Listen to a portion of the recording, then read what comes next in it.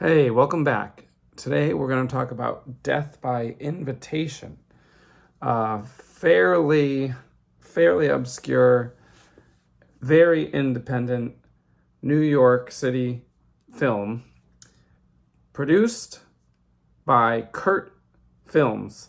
Kurt was headed by Leonard Kurtman, who produced and directed Carnival of Blood, which you may remember. I like that one a lot. Very New York City, filmed at Coney Island.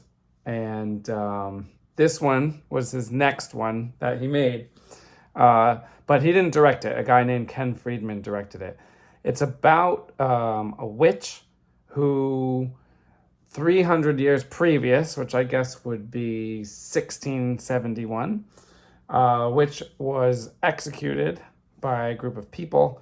And then they don't really say exactly how she comes back, if it's like her descendant or if she's reincarnated or what.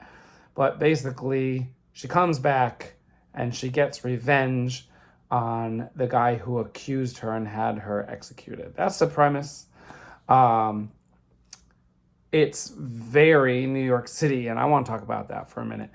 So at the time, there were some movies like Carnival of Blood, like I mentioned, The Amazing Transplant, The Headless Eyes. These movies were made in New York City by New York City people, featuring New York City actors, independent of any Hollywood studio, and they all have a similar vibe. The vibe was later seen in movies like Death Wish and Maniac and Basket Case, although Basket Case is a little bit funny and less serious than the others. It's still there. Even The Warriors kind of has it. And what I'm talking about is that the whole city just feels gritty and scummy and different than California. Most of the American movies that we see in any given year, but especially back then, were made in California, whether by major studios or minor studios. Like all the AIP movies are California, right? And there's tons of people trying to get their big break in Hollywood. So there's indie films coming out of Hollywood. There's big films coming out of Hollywood, all sorts of stuff. But when you see a horror movie that's filmed in California, everything seems nice. And then when the horror element is introduced, it's like a shock. Like, oh my goodness, like how could this be happening? For example, Count Yorga, 1970, small film filmed in the modern day in California. And there's a vampire there and everyone's shocked. People don't even believe it. However, in all these New York City films, the whole vibe is that like horrible stuff just happens in New York City. There's a part in this movie where a young, well, like a teenage boy goes from Staten Island in a cab to New York City, and the cab driver is like warning him about the city. He goes to a building and the cab driver says, "Oh man, I know a lot of weird chicks that live in this building." So it's just known, or seems to be known, that bad stuff happens in New York City. Now, I go to New York City a lot today, but movies like Death Wish and The Warriors and even Escape from New York, they're putting out there to the whole rest of the world that New York City is dangerous. And this movie gives you that vibe too, probably not intentionally making a statement about New York City. It just seems to be that way. So I think that's very interesting. So that might actually make me like this movie more, because it's got the New York City feel. And I don't know if these movies are doing it on purpose or not, but you've got this New York City feel, and this movie captures it and sends you on a time travel trip to early 70s New York City, and it feels just like the others. I like to sometimes think like that all these movies, like every movie that happens in a certain location, is all happening in the same world. So maybe while you have this witch killing family members. In this movie, just across the water in Brooklyn, you've got a maniacal killer in Coney Island who's stuffing intestines into a teddy bear. And then at the same time, you've got, you know, everything else going on, like the amazing transplant and the headless eyes, or somebody's going around cutting out people's eyes. Like, you can imagine it all happening at once. So I give this one a 7 out of 10. It's a low budget film, although the acting was good. The girl that plays the witch, the character's name is Lise, and I think her real name is Shelby Leverington. Shelby Leverington, like, I was looking up her credits, and this was her first movie, and she is in a handful of movies later, but she's way down on the credit list. So I think this is her only like big role. Same thing happens for this guy who plays Jake. His name's Norman Page, although actually that's not his real name. That's his like screen name, his stage name for this movie. His real name's Norman something else, starts with a P. Anyway, 7 out of 10. I think most people would rate it lower, but I think when you take the context of the time and place into it, it's a pretty interesting movie. So if you haven't seen it, you're probably going to have to buy this one. It's not streaming anywhere. It used to be on Tubi, but it's not anymore. Let's see. It's been put out on DVD by Something Weird. It's been put out on Blu-ray by Vinegar Syndrome and a few other companies. It's had actually many releases, surprisingly. And from what I could find, none of these releases have given it any other art than this. So this is a pretty cool poster anyway. But yeah, so you're going to have to buy this one if you want to watch it. We're going to talk about spoilers now. Basically, it's almost more of a revenge film than a witch film. There's not really any spells being cast or any supernatural element other than the fact that it seems that this woman has come back from the grave, or possibly has been reincarnated into her own descendant or something like that. But there are some brutal killings going on in this film. We've got basically and they don't explain it until later, but she basically meets this family. The family is headed by this man who is the descendant and played by the same actor as the person who has accused the witch in the past. The man has 5 children and is a successful businessman. In addition to the 5 children, he has the wife, and he also has the boyfriend of one of the daughters who is trying to work for him. And I think there's somebody else in there too. Oh, I guess that's it.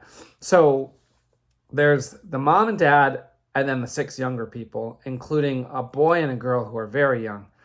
Now, one of the flaws of the movie, there's a few flaws, and they're all writing flaws in my opinion. First of all, they barely explain almost anything. They barely explain how this girl has come to be such good friends with the family. Halfway through the movie, they say she met the mother at an auction. And like, that's it. You don't hear anything else about it. But she's hanging around this family all the time, like every day. So that's like a little bit strange. It's not really explained. She's hanging out with this family every day, and then she ends up killing many of the family members. Let's see. They also barely explain the like historic part. Basically, only in the opening credits do you see this like 1600s witch trial. And they don't show the execution, which is a little bit of a disappointment, but there is some crazy gore later. They did a good job making each death crazier than before, pretty much. The other flaw here is the guy has 5 kids, and she only kills 3 of them. I don't know why they didn't just make the movie a little bit longer and have her kill off everyone in the family. There's no apparent significance to like the order she's killing these children in, or why she kills some and not the others.